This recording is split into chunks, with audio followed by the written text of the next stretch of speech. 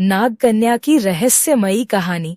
कहानी की शुरुआत एक छोटे एकांत गांव से होती है जो घने जंगलों से घिरा हुआ है। यहाँ के लोग सदियों से नागकन्या के बारे में सुनते आ रहे हैं, जो हर 100 साल में गांव में लौटती है और एक विशेष व्यक्ति को चुनकर अपने साथ ले जाती है। सूर्यास्त का समय होता है और वातावरण में अजीब सी खामोशी और जंगल से आने वाली हलचलें सुनाई देती है। अरविंद नाम का एक युवक जो शहर से यात्रा कर रहा होता है, गांव में आता है। वह नागकन्या की कहानी सुन चुका होता है, लेकिन उसे इन बातों पर विश्वास नहीं करता। वह शांति से रहने और अपने जीवन के बारे में सोचने के लिए इस गांव में आता है।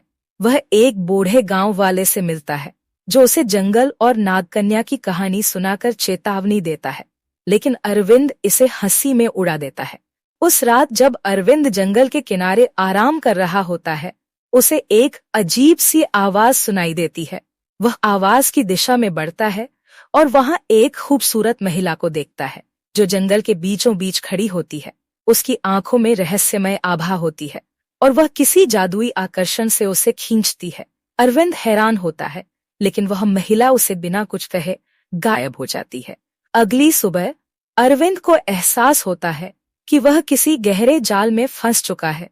वह महिला उसे लगातार अपने पास बुला रही है और उसे समझ में आता है कि वह कोई सामान्य महिला नहीं, बल्कि वही नागकन्या है। वह महिला उसे बताती है कि उसका आना हर 100 साल में होता है और वह किसी विशेष व्यक्ति को चुनती है जो उसके रहस्यों को समझ सके। अरविंद को अब अपनी जिंदगी की सच्चाई का सामना करना पड़ता है।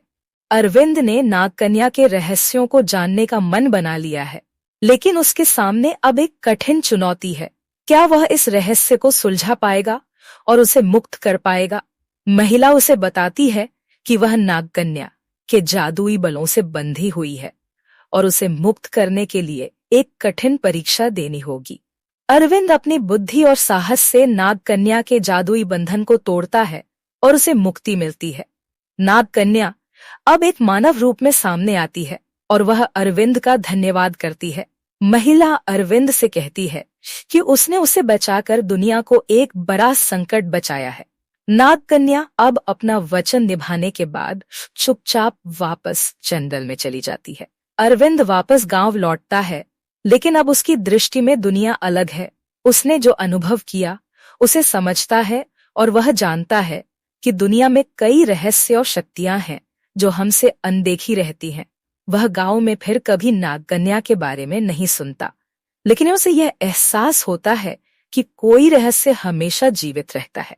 ऐसे और वीडियोस देखने के लिए हमारे चैनल को लाइक न सब्सक्राइब करें और हाँ, बेल आइकन को दबाना न भूलें।